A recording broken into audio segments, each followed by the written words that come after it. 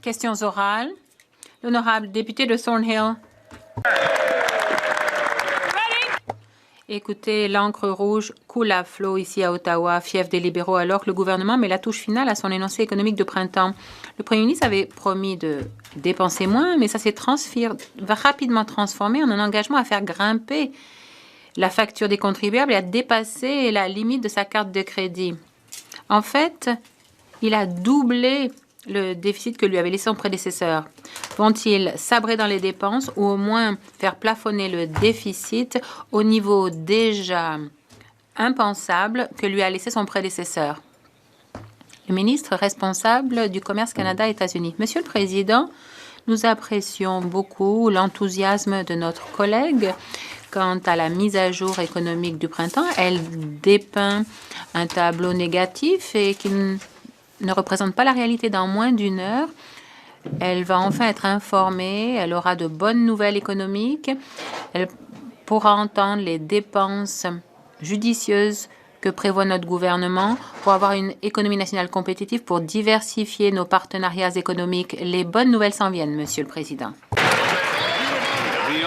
L'honorable député de Thornhill.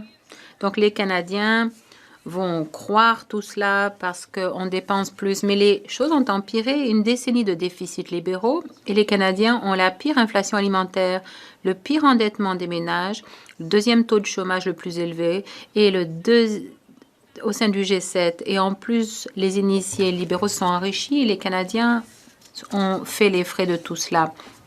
On ne peut pas emprunter pour atteindre la prospérité. Donc, je pose une fois la question. Combien les Canadiens devront-ils payer en plus avant que le gouvernement apprenne à vivre en fonction de ses moyens? L'honorable ministre, Monsieur le Président, encore une fois, nous sommes très heureux que notre collègue puisse utiliser le même refrain, la même rengaine depuis plusieurs mois. C'est bien d'entendre la première phase, mais on attend la suite de ce disque rayé.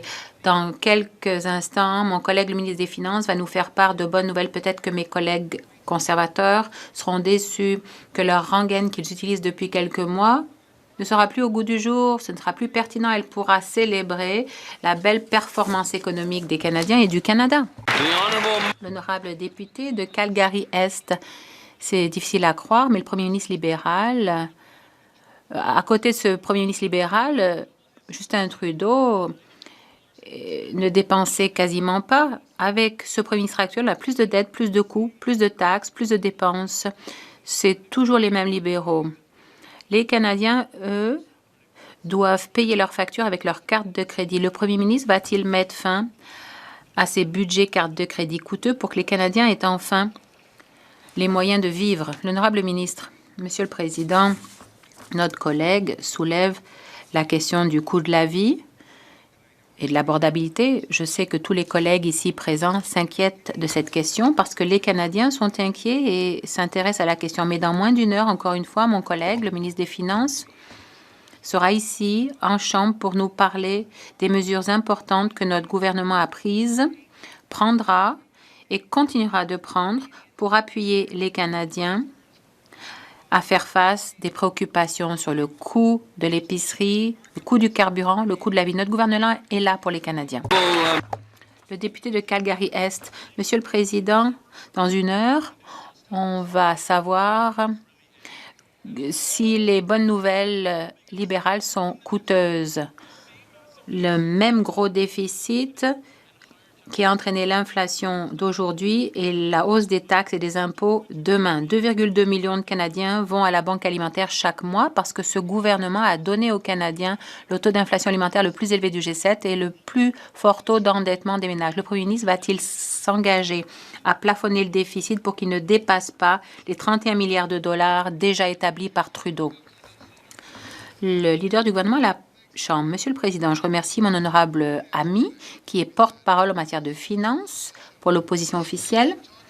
Les conservateurs continuent de parler de dépenses inflationnistes. Eh bien, d'abord et avant tout, l'inflation est dans la fourchette établie par la Banque du Canada depuis un certain temps. Et il reste à voir si le porte-parole en matière de finances peut nous aider et nous proposer des coupures. Qu'est-ce qui est pour lui des dépenses inflationnistes? Comment les conservateurs proposent-ils de retirer les investissements ou l'aide qu'on apporte aux Canadiens, notamment aux aînés? Où est leur liste en tant que porte-parole des finances? Député de Charlesbourg, Haute-Saint-Charles. Monsieur le Président, le gouvernement libéral va présenter sa mise à jour économique cet après-midi. Le premier ministre avait promis de dépenser moins, mais il a doublé le déficit.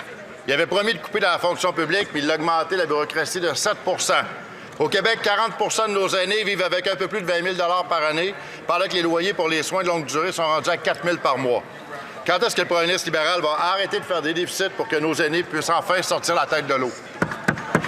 L'honorable ministre de l'Industrie. Monsieur le Président, nous bâtissons une économie forte. En même temps, nous protégeons notre filet social et nous mettons notre maison en ordre. Parce que dans le fond, qu'est-ce qu'on fait? On dépense moins pour investir plus. Et concrètement, les résultats sont là.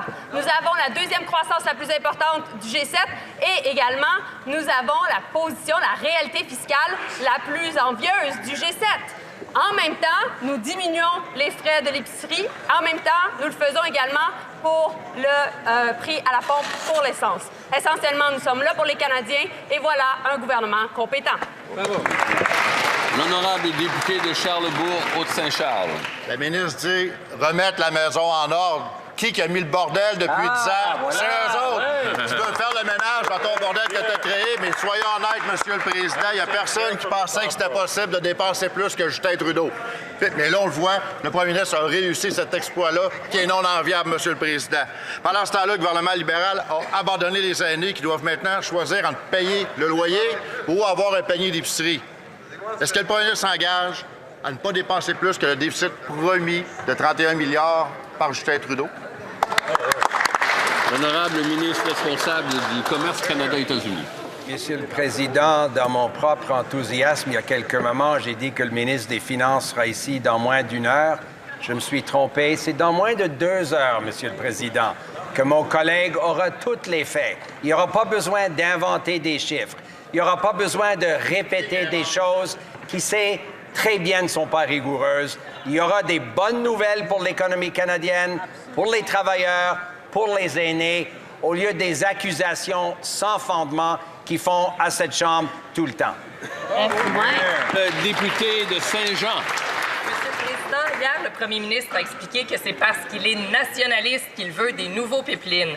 Le nationalisme canadien, c'est le pétrole sale. Les Québécois ne se reconnaissent pas là-dedans et ils ne devraient pas payer pour ça non plus. Mais la semaine dernière, Ottawa a confirmé vouloir allonger 10 milliards de fonds publics pour un nouveau pipeline. Hier, le premier ministre a placé 25 milliards dans un fonds souverain qui a plutôt de l'air d'une patente à gosse pour financer les pétrolières. Est-ce qu'il réalise qu'il aura beau décorer les tuyaux avec des feuilles d'érable autant qu'il voudra, les Québécois, eux, n'en voudront pas? Bravo!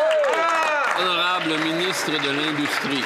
Merci, Monsieur le Président. En effet, dans une entrevue auprès de la presse, le premier ministre a dit qu'il était nationaliste. Nationaliste économique, ça veut dire quoi? Ça veut dire essentiellement être maître chez nous, être capable d'utiliser les leviers de notre économie pour aider le monde de chez nous au même moment où on gère une guerre tarifaire. Et c'est donc dans ces circonstances-là que nous avons annoncé un fonds souverain. C'est dans ces circonstances-là également que nous investissons dans nos ressources naturelles, dans également des énergies renouvelables. Et c'est pour ça que nos investissements vont avoir un impact partout à travers le Québec et partout à travers le pays. Honorable député de Saint-Jean.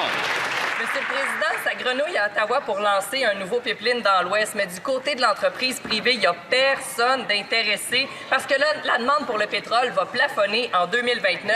C'est pas rentable. Ce qui est rentable, c'est d'investir dans la transition, financer les technologies propres, financer l'adaptation au changement climatique.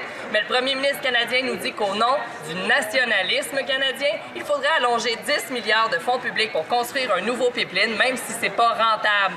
Si c'est pas rentable selon le privé, pourquoi est-ce qu'on mettrait de l'argent des Québécois là-dedans?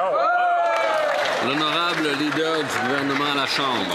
Monsieur le Président, c'est parce que le Canada a investi dans le Québec et nous allons construire de grands projets au Québec aussi, dans le secteur minier, Nouveau Monde Graphite, des milliers d'emplois, la désignation du port de Québec comme port d'entrée principal pour notre pays, l'agrandissement du port de Montréal, 60% de plus de capacité à contre-cœur. Ce sont des méga-projets qui représentent des milliers et dizaines de milliers d'opportunités d'emploi et économiques pour les Québécois. On s'investit. C'est ça le nationalisme économique et c'est ça l'avantage pour le Québec.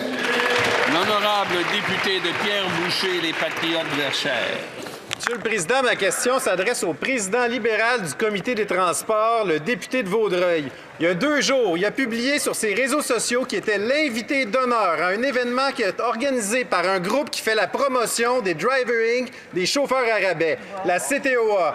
Le comité vient juste d'enquêter sur les vies perdues. On vient juste d'entendre les victimes en témoignage en comité. On a entendu toute l'industrie du camionnage dénoncer ce danger public, puis le président du comité se pointe à leurs événements. Pourquoi est-ce que le président puis les libéraux font la promotion des chauffeurs à rabais au lieu de les interdire? L'honorable député de Vaudreuil. Merci, Monsieur le Président. Je remercie mon honorable collègue pour sa question. Quand je reçois des invitations des camionneurs qui organisent des rencontres au but pour voir comment ils peuvent rendre nos rues plus accessibles et plus sécures à travers le Canada, c'est sûr, Monsieur le Président, je vais dire oui. Donc, si quelqu'un m'a rappelé, Monsieur le Président, je vais le répondre pour dire oui, je serai là. On va travailler ensemble pour rendre nos routes plus sécures à travers le pays. Merci. L'honorable député de Calgary-Midnapore. Un an après les élections fédérales, le premier ministre a montré qu'il n'était qu'un autre libéral de plus qui dépense à tour de bras. Sa politique budgétaire force les Canadiens à utiliser leur carte de crédit. On avait 90 milliards de dollars de nouvelles dépenses et les dépenses ont augmenté de 9 cette année. Quand le ministre des Finances va présenter son énoncé économique du printemps cet après-midi, va-t-il s'engager à ne pas proposer de budget carte de crédit pour que les Canadiens aient enfin les moyens de vivre à nouveau? La ministre des Emplois et des Familles. Monsieur le Président, je voudrais prendre un instant pour reconnaître que c'est la journée nationale de deuil pour les travailleurs qui ont perdu la vie ou qui ont été blessés au travail. Tous les députés ici présents pensent à leur famille, à leur collectivité, à leurs collègues aujourd'hui, je le sais. J'aimerais aussi vous parler des investissements que nous faisons dans les métiers et dans les grands projets et dans l'infrastructure communautaire partout au pays. En fait, tellement d'investissements que nous sommes appuyés par des gens que connaît la députée Joy Mancinelli, qui dit que la véritable force économique commence par les travailleurs, ou Mike Arsenault de l'Association des gens de métier, qui dit qu'il se réjouit des investissements du gouvernement fédéral. La députée de Calgary-Midnapore. En tant qu'ancien gouverneur de la Banque du Canada, le premier ministre devrait savoir que la discipline budgétaire, c'est pas quelque chose de négociable et que les déficits sapent la confiance des investisseurs et qu'en fin de compte, ça nuit aux travailleurs canadiens. Les conservateurs demandent aux libéraux d'arrêter leur budget carte de crédit, de faire preuve de retenue budgétaire. Quand le premier ministre présentera cet après-midi son énoncé économique de l'automne, va-t-il s'engager à ne pas dépasser 31 milliards de dollars comme déficit pour le bien des Canadiens? La ministre des Emplois et des Familles. Monsieur le Président, je parle à des travailleurs un peu partout, comme mes collègues le font. Ce qu'ils me disent, c'est qu'ils veulent qu'on investisse dans la réussite, ils veulent qu'on investisse dans les bons emplois d'aujourd'hui et de demain. Nous voulons accéder à la formation pour les gens de métier, notamment les investissements de formation, dans la formation syndicale pour attirer et maintenir en poste des experts, des gens qualifiés dans les métiers. Monsieur le Président, ils ont voté contre toutes ces mesures à plusieurs reprises. Ils continuent de voter contre les travailleurs. Est-ce que c'est une tendance? Est-ce qu'ils vont continuer de voter contre les gens qui sont là pour bâtir notre pays?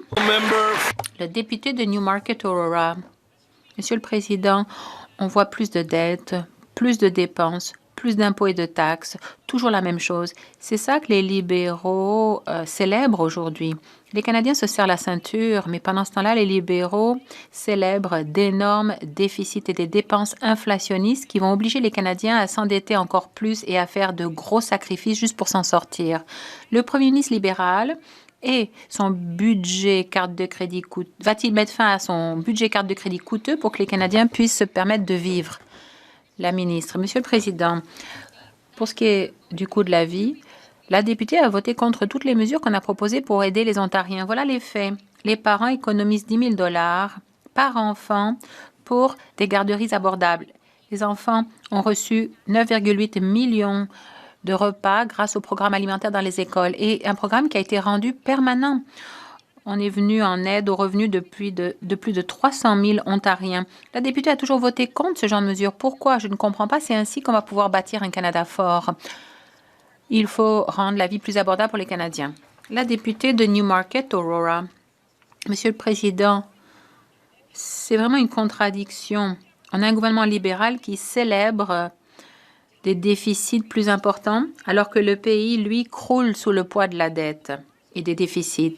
Nous connaissons la pire inflation alimentaire du G7, le pire endettement des ménages, les coûts du logement les plus élevés. Il y a de plus en plus de gens qui font la queue à la banque alimentaire. Il n'y a rien à célébrer là-dedans. Quand le premier ministre libéral va-t-il s'engager à plafonner le déficit à un montant qui ne va pas dépasser les 31 milliards de dollars déjà irresponsables laissés par son prédécesseur? Honorable ministre. Monsieur le Président, nous reconnaissons que les familles ont toujours des défis à relever. Les familles, désormais, peuvent économiser 10 sous le litre à la pompe à essence grâce à notre gouvernement. Quand les familles vont à l'épicerie, elles peuvent bénéficier d'une prestation qui leur donne jusqu'à un maximum de 1 900 $ par mois. Les familles vont aussi économiser jusqu'à 10 000 $ pour les garderies abordables. Nous faisons tout notre possible pour rendre la vie plus abordable, tout en investissant dans les Canadiens, en créant des emplois et en bâtissant un pays plus fort. Le député de Lakeland, ce premier ministre avait promis de dépenser moins, mais un an après son arrivée, il dépense 90 milliards de plus. Qui aurait cru que Trudeau pourrait être surpassé en matière de dépenses? Son ancien conseiller lui a dit, eh bien, je vais le faire, je vais doubler votre déficit. Les déficits, les impôts et la bureaucratie sont la raison pour laquelle on a la pire inflation alimentaire du G7, avec des coûts de logement élevés, un recours massif aux banques alimentaires et une crise de l'emploi chez nos jeunes. Quand le premier ministre, qui se revendique européen, va-t-il mettre fin à son style de vie fastueux pour que les Canadiens, eux, puissent avoir une qualité de vie plus élevée? L'honorable ministre de l'Énergie et des Ressources naturelles. Monsieur le Président, les députés prétendent se soucier du coût de la vie, mais ils ont voté contre un allègement fiscal pour 22 millions de Canadiens. Ils ont voté contre la prestation pour l'épicerie et les produits essentiels. Ils ont voté contre les garderies à 10 $ par jour. Je peux vous dire, on n'a aucune leçon à accepter de leur part. La députée de Lakeland. Le gouvernement a fait en sorte que les Canadiens n'ont pas les moyens de s'acheter les produits essentiels. Mais la bureaucratie libérale est pire pour le Canada que les droits de douane de Trump. Il faut alléger la bureaucratie pour rehausser la confiance des investisseurs. Le premier ministre ne veut pas définir ce qu'est l'intérêt national du Canada. Il faut plus de 2 ans ici pour faire approuver un élargissement d'un gazoduc. Les libéraux pensent que nous ne sommes pas assez reconnaissants. Son budget carte de crédit nous coûte trop et empêche les Canadiens d'être compétitifs. L'honorable secrétaire d'État aux institutions nationales. Monsieur le Président, de ce côté-ci de la Chambre, nous allons bâtir l'économie la plus robuste du G7. Nous sommes dans la meilleure posture budgétaire du G7. Deuxième économie qui se développe le plus vite du G7, avant l'Italie et l'Allemagne. Hier, le Premier ministre a atteint le fonds souverain qui va permettre d'attirer des investissements des Canadiens au Canada. Dans 1h30, le ministre des Finances va déposer la mise à jour économique du printemps pour continuer sur notre lancée et notre croissance historique. Il est temps qu'en face, ils se joignent à nous pour bâtir un Canada plus fort.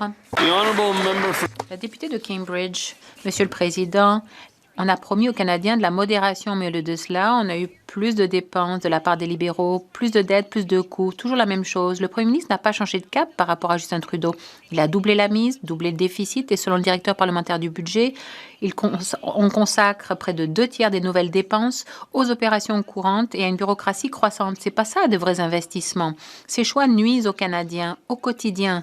Le coût de la vie a explosé, le recours aux banques alimentaires augmente et de plus en plus de ménages utilisent la carte de crédit pour aller à l'épicerie. Après avoir dépassé de loin les dépenses et les déficits de l'ère Trudeau, qui, selon le Premier ministre, va payer la facture? Le secrétaire d'État, Monsieur le Président, pourquoi la députée n'est-elle pas honnête avec ses commettants? Pourquoi ne leur dit-elle pas exactement là où elle est prête à couper et à sabrer pour atteindre ses plans Commençons par le régime de soins dentaires à Cambridge. Il y a 11 355 personnes qui ont accès au régime de soins dentaires.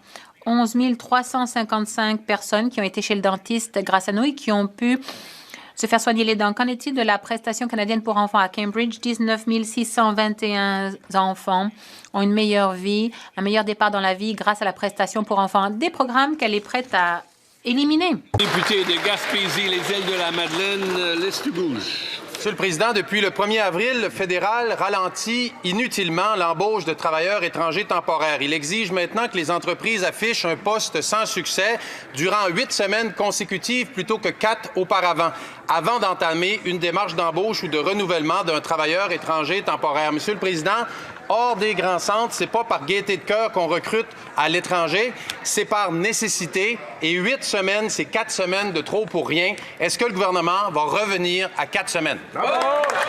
L'honorable ministre de la Transformation du gouvernement. Merci beaucoup, Monsieur le Président, et je remercie mon collègue pour sa question. On est très conscient de l'importance que représentent les travailleurs étrangers temporaires au Québec, dans les régions du Québec. C'est pourquoi, le 1er avril, on a permis à Québec, on a donné le pouvoir à Québec, à partir du moment où une demande est envoyée, une demande de sélection permanente est envoyée à un travailleur, de prolonger leur permis de travail pour 1 an. C'est une solution qui est spécifique au Québec, qui répond aux besoins du Québec. Et je noterai, Monsieur le Président, à ce chapitre-là, que de l'autre côté de la Chambre, mais de ce côté-ci, les conservateurs annuleraient carrément le programme des travailleurs étrangers temporaires, ce qui serait au détriment de nos entreprises, Monsieur le Président, et de l'économie du Québec. Merci beaucoup.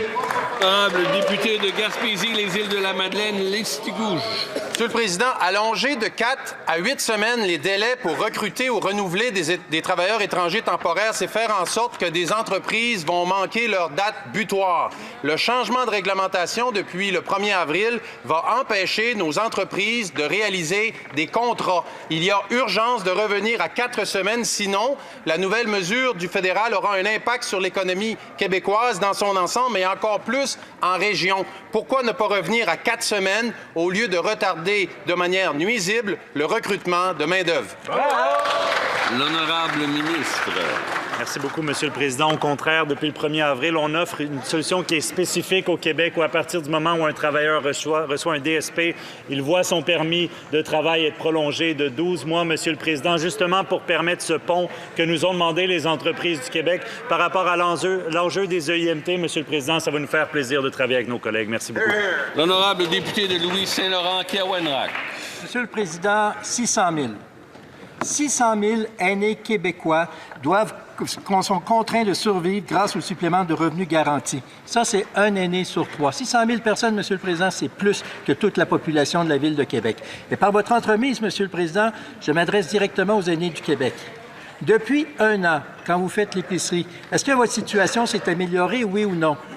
Malheureusement, non, Monsieur le Président. Parce que depuis 1 an, le Canada est le pire pays pour l'inflation alimentaire du G7. Le pire depuis 1 an, depuis que ce premier ministre a été élu. C'est ça le résultat de l'administration libérale. L'honorable secrétaire d'État aux aînés. Ils ont voté contre le budget, ils ont voté contre la sécurité de vieillesse et le supplément de revenus garantis. Contre le programme Nouveau Horizon pour les aînés, un crédit d'impôt pour les préposer aux services de soutien à la personne et ils ont voté contre les soins dentaires. Pourquoi se battent ces conservateurs? Certainement, ce n'est pas pour les aînés. L'honorable député de Mégantic-l'Érable-Binière. J'en reviens pas, Monsieur le Président, comment les libéraux sont capables de montrer leur arrogance dans toute leur splendeur à chaque fois qu'ils répondent aux questions. Quand on leur parle des aînés qui n'arrivent pas à payer la facture pour se loger, pour manger, ils répètent que tout va bien grâce à leurs belles annonces. Pendant que ce premier ministre libéral disait que vous me jugerez au prix à l'épicerie, le résultat, c'est quoi?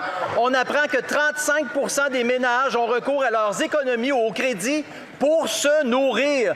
Monsieur le Président, quand le premier ministre libéral va-t-il mettre fin à ses budgets carte de crédit pour permettre aux aînés de joindre les deux bouts et de manger à leur faim?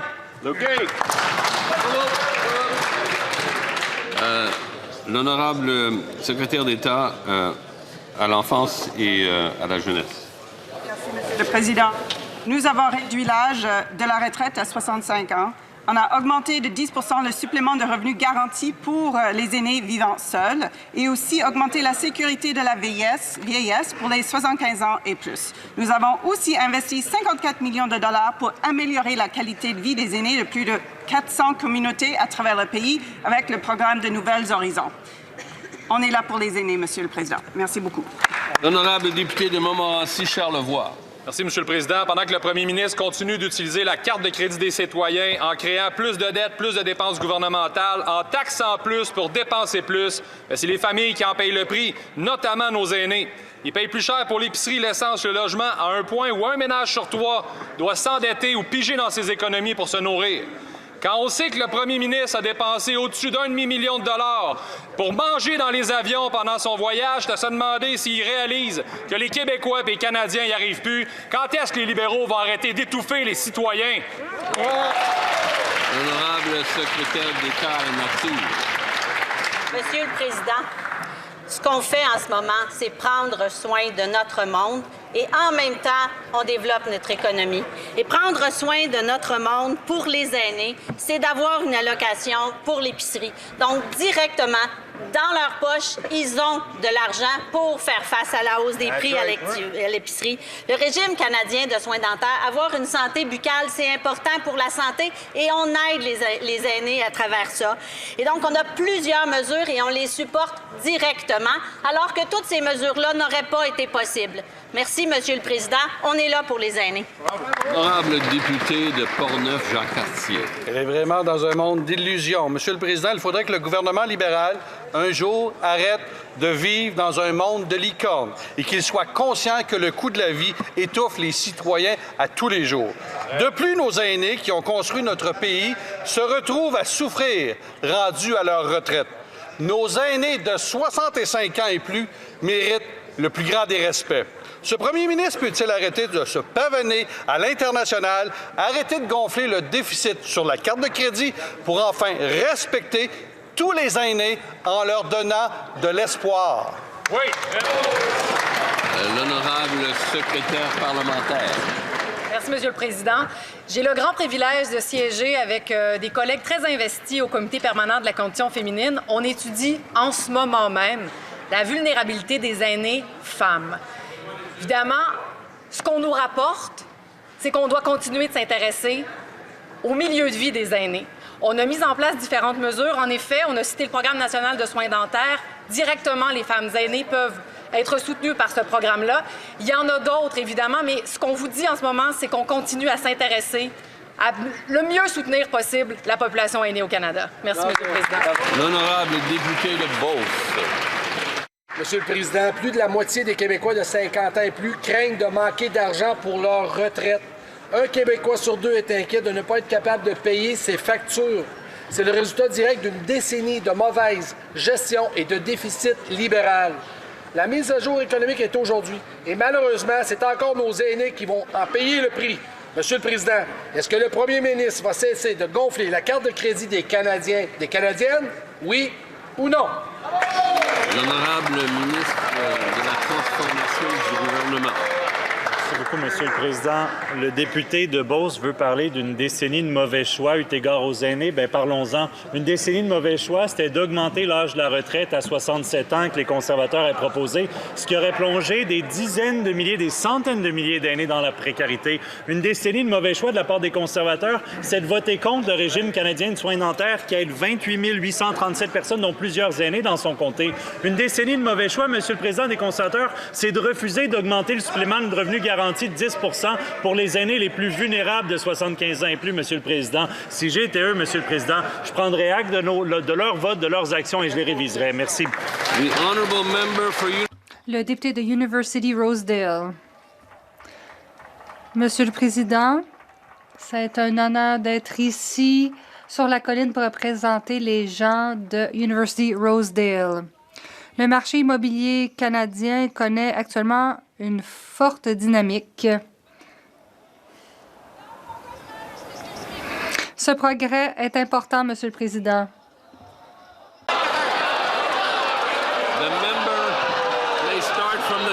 La députée peut recommencer.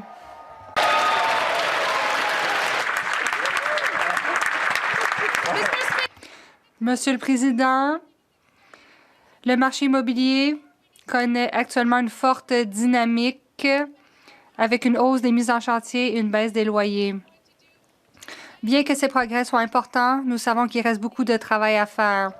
Que compte faire le ministre pour augmenter les soutiens en matière de logement?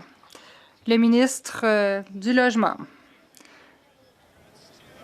Je félicite la députée de University Rosedale. Oui, nous sommes très heureux de constater une hausse de 10 % des mises en chantier par rapport à l'année dernière dans les grands centres.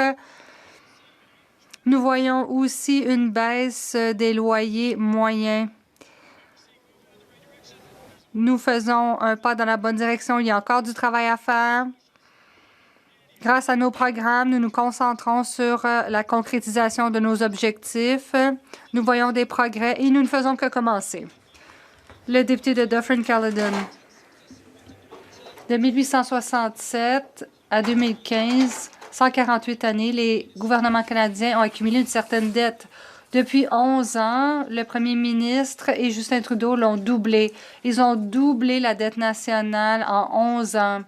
Cela signifie que nous payons plus d'intérêts sur la dette qu'en transfert en santé.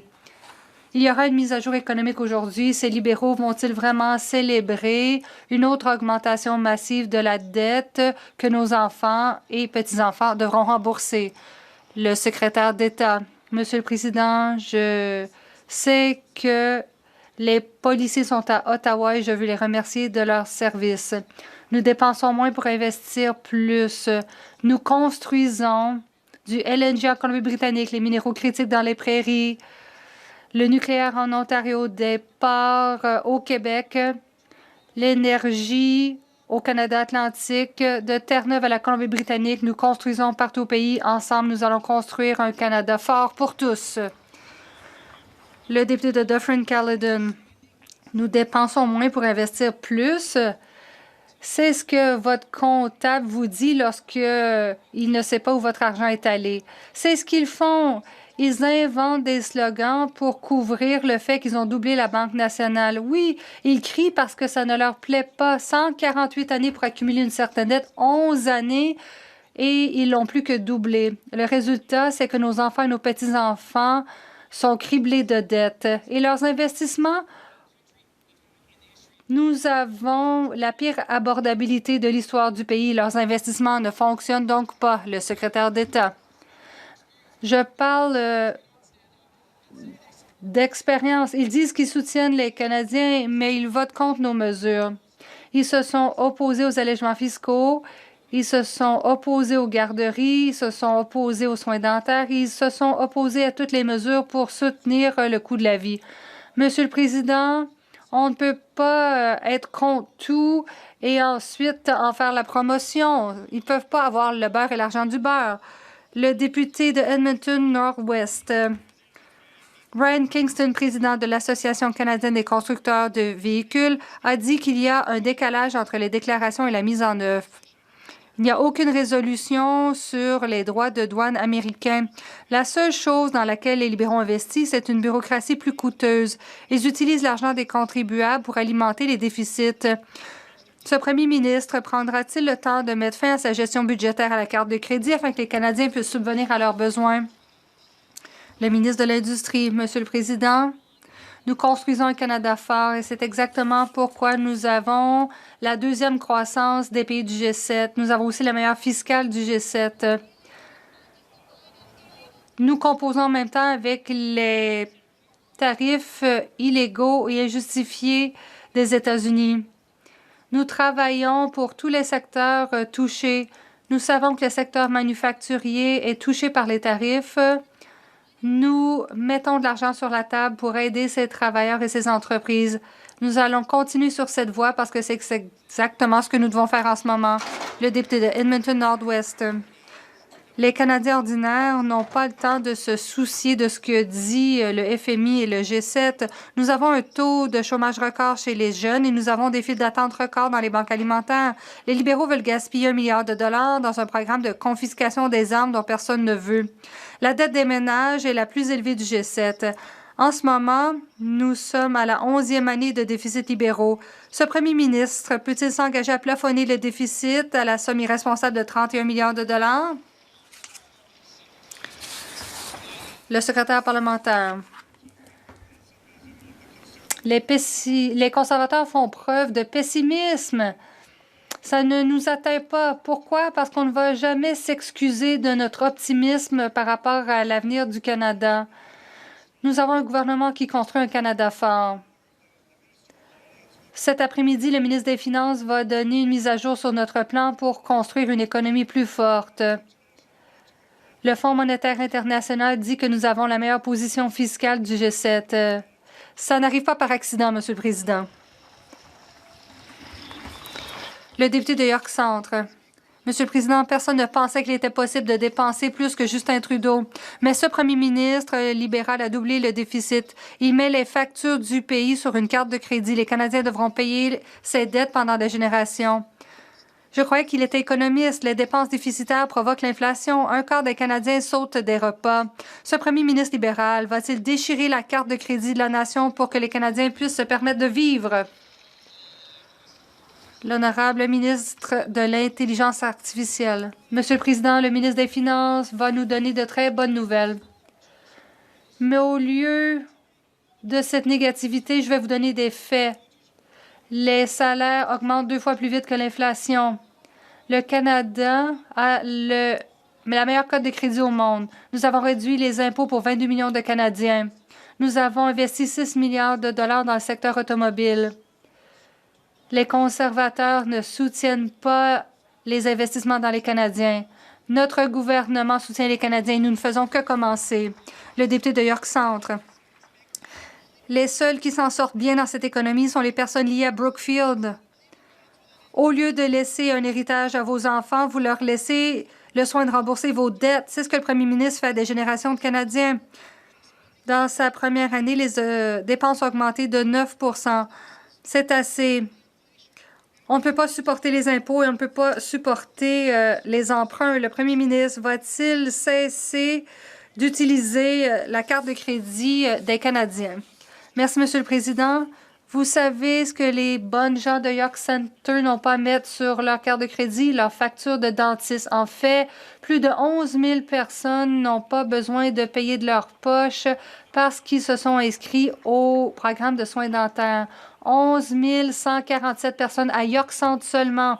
De plus, Monsieur le Président, 27 665 enfants.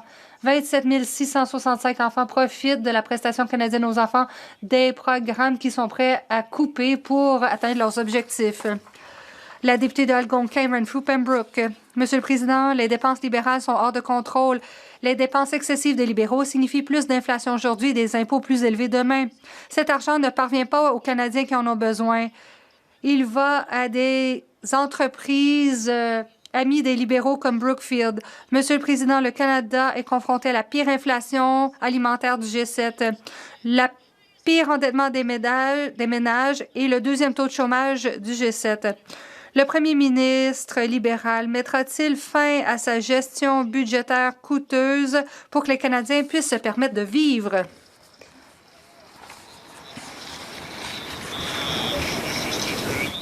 Le secrétaire parlementaire. Eux, ils sont davantage préoccupés par les théories de complot. C'est le problème avec les politiques pessimistes des conservateurs. Ça ne correspond pas à la vérité. La vérité, c'est qu'il y a des signes de progrès. Il y a des signes clairs que notre plan de construire une économie plus forte fonctionne. Nous voyons des investissements générationnels qui portent leurs fruits partout au pays. On parle de construction, de possibilités pour les travailleurs, l'augmentation des salaires qui va plus vite que l'inflation. Le Canada aura la deuxième croissance du G7 et nous voyons plus d'investissements directs que depuis 20 ans. Le député de Aurora, Oak Ridges, Richmond Hill. Le premier ministre est un libéral qui se spécialise dans les dépenses. Le Canada fait face à la pire inflation alimentaire, la pire dette des ménages, les plus hauts coûts de logement et le deuxième taux de chômage du G7. Les Canadiens savent qu'on ne peut pas emprunter jusqu'à la prospérité. Plus de dettes, plus de coûts, plus de dépenses, plus de taxes, c'est toujours la même chose. Le premier ministre va-t-il mettre fin à sa gestion budgétaire coûteuse qui repose sur le crédit afin que les Canadiens puissent survenir à leurs besoins? L'honorable ministre. Nous avons plus d'exportations canadiennes. Nous favorisons des projets comme le projet de Darlington, 18 000 emplois en Ontario, le port de Montréal, 8 000 emplois, le projet de mine de cuivre en Saskatchewan, le projet de LNG Canada, 7 000 emplois en Colombie-Britannique. Voilà comment on peut construire un Canada fort. Le député de Moose Jaw Lake Center, Lanigan. Personne ne croyait que c'était possible de dépenser plus que Justin Trudeau. Ce premier ministre libéral a réussi. Il est à 90 milliards de nouvelles dépenses. Il a doublé le déficit et les coûts de fonctionnement ont augmenté. 2/3 des nouvelles dépenses vont aux opérations quotidiennes, pas aux investissements. Le résultat, la pire inflation alimentaire du G7. Les Canadiens payent leurs factures avec les cartes de crédit. Quand ce premier ministre libéral va-t-il mettre fin à son utilisation de la carte de crédit des Canadiens afin que les Canadiens puissent se permettre de vivre?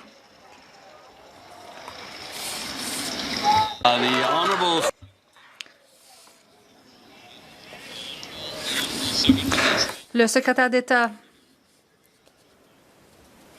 Merci beaucoup, Monsieur le Président.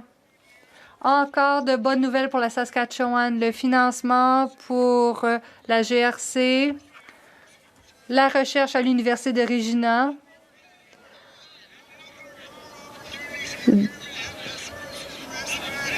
des mesures en matière de nucléaire à Estevan,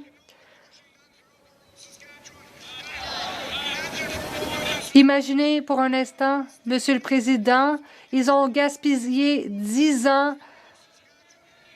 Nous avons fait plus pour la Saskatchewan depuis que nous sommes au pouvoir.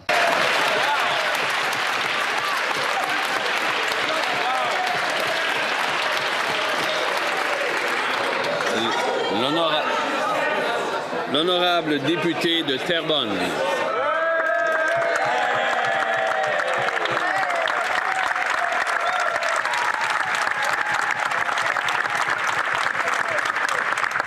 Monsieur le Président, je suis fière de reprendre la parole aujourd'hui pour poser une question importante pour les citoyens de Terrebonne, que j'ai l'honneur de représenter. La situation des entreprises au Québec est loin d'être normale. Le contexte commercial a changé et nous devons soutenir nos entreprises tout en créant de nouvelles opportunités. La ministre de l'Industrie pourrait-elle informer la Chambre des mesures prises par le gouvernement pour protéger les travailleurs et créer des emplois au Québec? Bonne question. L'honorable ministre de l'Industrie.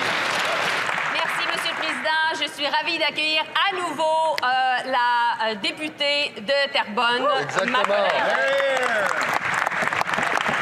Nous travaillons sans relâche pour nos travailleurs et nos entreprises qui sont affectés par les tarifs de la Maison-Blanche et c'est pourquoi nous avons annoncé 63 millions de dollars pour 99 entreprises affectées par les tarifs sur l'acier et l'aluminium pour protéger les emplois et aider les différentes entreprises à pivoter. Ce sont pour les employés, les travailleurs, que ce soit à Terrebonne, à Repentigny, à Sherbrooke, à Québec, à Montréal, un peu partout à travers le Québec. Je tiens à la remercier pour son excellent travail. Le député de Saint-Albert, Sturgeon River. Le comité de l'éthique a publié un rapport demandant au premier ministre de se désengager de Brookfield. Le premier ministre a désormais mis en place une fiducie sans droit de regard, mais le problème, c'est qu'elle n'est pas sans droit de regard. Le premier ministre devrait gagner des millions grâce à des options sur actions et à de futures primes provenant d'un fonds d'investissement qu'il a créé lorsqu'il était chez Brookfield. Le premier ministre fera-t-il donc la bonne chose et se désengager de Brookfield ou va-t-il défier les instructions du comité de l'éthique? Le leader du gouvernement en Chambre. Évidemment, Monsieur le Président, le premier ministre, comme nous le devons tous, il a suivi les règles qui sont parmi les plus strictes au monde. Ce sont des règles que les conservateurs ont mis en place sous Stephen Harper. Le premier ministre a mis tous ses actifs dans une fiducie sans droit de regard. C'est ce qu'il a fait le jour de son élection comme chef du Parti libéral. C'est tout un contraste avec les 22 années passées par le chef de l'opposition sans code de sécurité. Le député de Barrie Sud, Innisfil. Le rapport du comité de l'éthique a également montré que le premier ministre a mis en place un stratagème pour éviter de payer les impôts en cachant 5,3 milliards de dollars dans des abris à l'étranger. On a aussi confirmé que le premier ministre gagnera des millions de dollars à partir de sa fiducie sans droit de regard. Le ministre a demandé au premier ministre d'agir dans le meilleur intérêt du pays et non pas dans son intérêt personnel. Le premier ministre s'engagera-t-il à se désengager de Brookfield? Le leader en chambre. Sur des accusations absurdes, le premier ministre a respecté, comme nous le devons, les 343 députés dans cette Chambre, respecter les règles parmi les plus strictes au monde entier. Il s'agit de règles mises en place d'ailleurs par les conservateurs et M. Harper. Monsieur le Premier ministre a cédé tous ses actifs à une fiducie sans droit de regard le jour de son élection à la tête du Parti libéral, avant même qu'il soit Premier ministre. Contrastons cela, Monsieur le Président, avec le chef de l'opposition, 20 ans sans code de sécurité ici, dans cette Chambre. Le député de Barrie Sud, Innisfil. Le comité d'éthique a également recommandé l'application de la loi sur les conflits d'intérêts. Un titulaire d'une charge publique, y compris un premier ministre en situation de conflit d'intérêts grave, peut participer à des décisions dont il tire un avantage personnel, même s'il se trouve en situation de conflit. Le directeur de l'exploitation de Brookfield a confirmé que le premier ministre gagnerait des millions grâce à des décisions de politique publique allant dans le sens de la stratégie de Brookfield. Le premier ministre peut-il s'engager à combler cette lacune juridique afin que les Canadiens aient l'assurance qu'il prend des décisions dans l'intérêt supérieur du pays et non dans son propre intérêt ou celui de Brookfield? Le leader du gouvernement en chambre. Monsieur le Président, évidemment, ce sont des accusations qui ne sont pas fondées. Ce sont des théories de complot. C'est faux. Et les députés de l'opposition continuent avec cette histoire de fantaisie. Ils devraient avoir honte. Le député de Scarborough Sud-Ouest.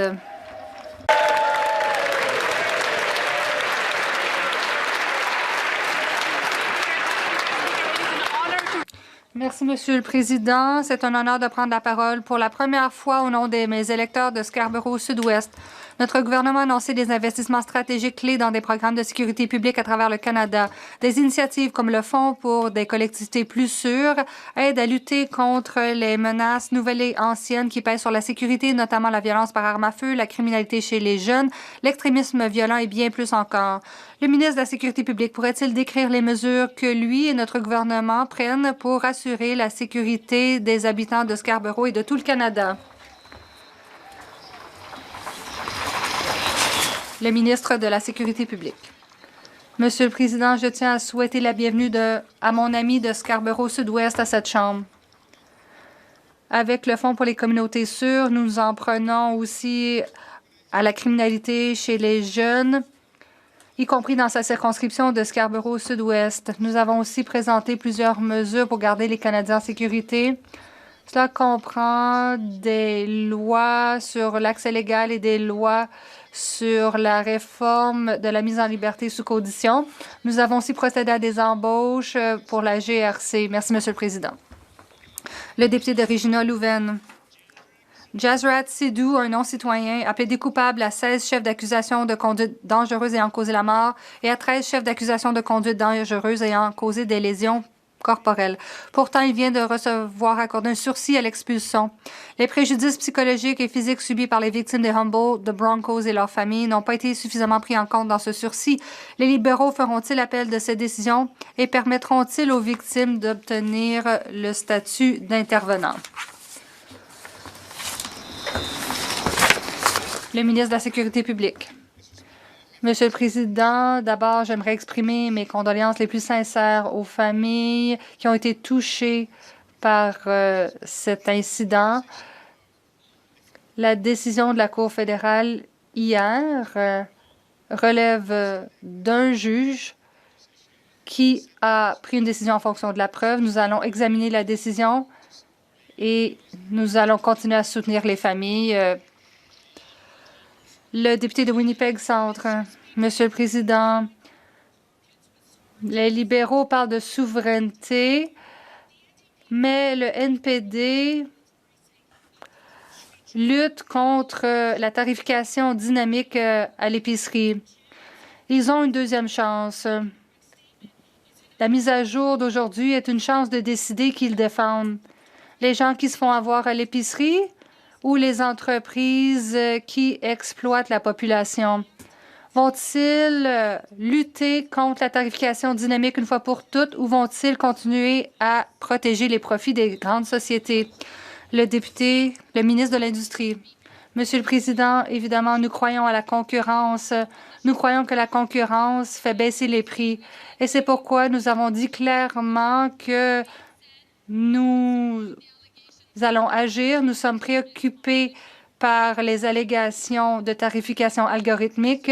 Nous voulons que les consommateurs soient bien protégés. C'est un travail que nous ferons aussi avec les provinces et les territoires. Évidemment, nous serons là pour les consommateurs et les Canadiens partout au pays. Le député de Courtenay-Albany. Monsieur le Président, le premier ministre ne peut pas aller à la télévision un jour et ensuite dire que le programme pour les prescriptions est bon pour les Canadiens, ensuite permettre à une province en entier d'être exclue.